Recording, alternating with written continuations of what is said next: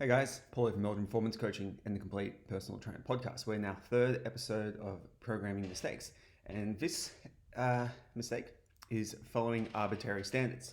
So, in the fitness industry, there's been a lot of an effort to quantify things. So we quantify our steps, we quantify our calories, we quantify as much as we can because then we can give our clients a tangible outcome. We can tell them, exactly what they've done, how far they've come, and where they need to improve on. And the idea of having arbitrary strength standards came from Olympic weightlifting. So what would happen a long time ago, Olympic weightlifting coaches, of course they use a very limited selection of exercises, so snatch, clean jerk, squats, front squats, push presses, etc. They kind of worked out roughly where a percentage would be for each lift, and then whatever was weakest, he'd work on that, and then all your lifts would go out concomitantly. And this concept was then taken by Poliquin. And then when Poliquin took that, he then started applying it to the upper body. So he would use the bench press, close grip bench press with a 4010 tempo. And I think the front squat was his lower body predictor lift anyway.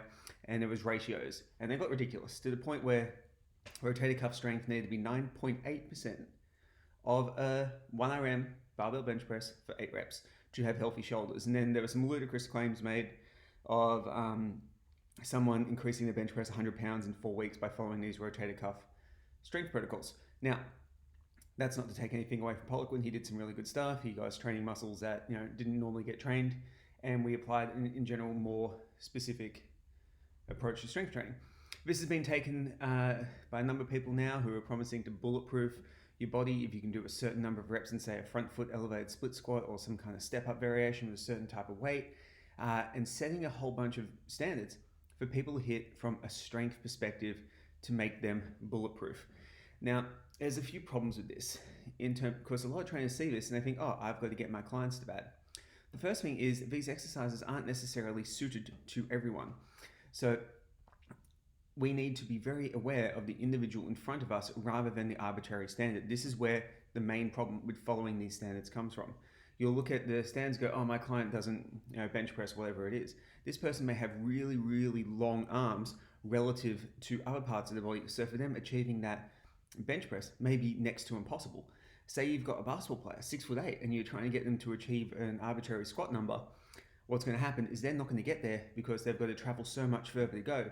Each rep has so much more impact on that particular person.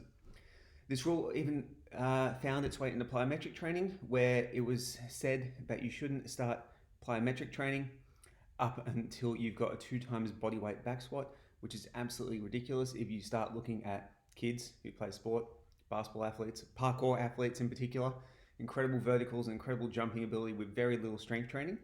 So what happens is trainers see these arbitrary standards and start trying to apply them at the expense of the individual in front of him. So what do we need to do to get better when working with clients in pain and getting them to bulletproof and improving performance? We do want to have these standards as an idea, but not as a rule. So what I mean by that is you are looking for really giant discrepancies in strength across particular lifts to see if someone needs work. So example of that, if you've got someone that can squat, say 140 kilos for a single, but they can only do Romanian deadlifts with 30 kilos without complaining about their hamstrings, that's a discrepancy that you need to address from a strength and conditioning perspective.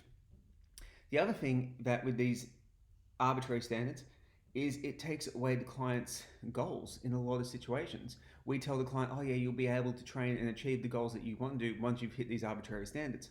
If a client comes to you and they want to bodybuild and just get big, we probably want to use their size as the key indicator of where we need to put our effort into. These standards take away from the individual in front of us.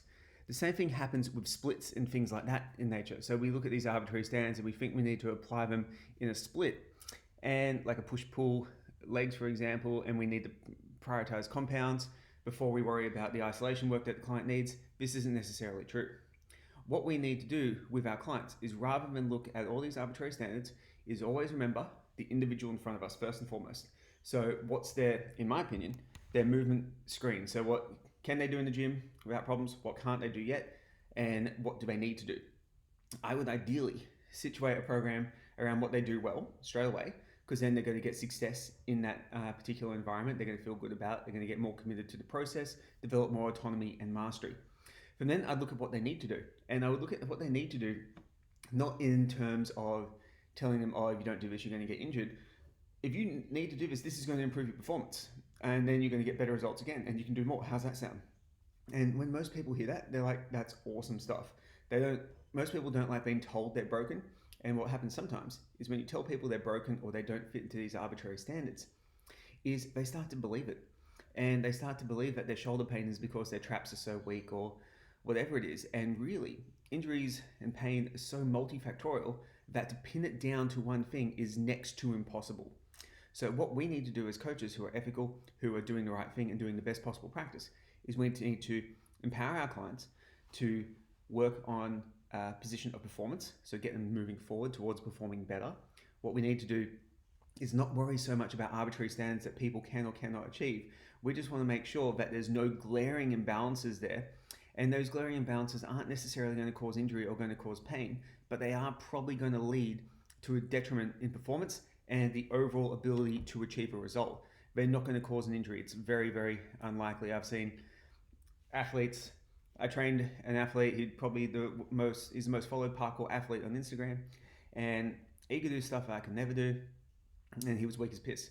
I could kick his ass in the gym, but that didn't mean anything, because if we went outside and went for a parkour run, I would die very quickly, and he was absolutely fine. So what we did in the gym, we didn't try and prevent injuries, because he's jumping off, 3-story buildings doing front flips. We just tried to bring up weak links to help him actually do his sport better. Very hard to do injury prevention for someone like that. So guys, with programming, don't look at arbitrary standards. Look at the client in front of you. Look what they can do well. Look what they need to do. Program accordingly. Listen to the client in front of you, and you're going to get much better outcomes. Thanks heaps for listening, guys. Speak soon.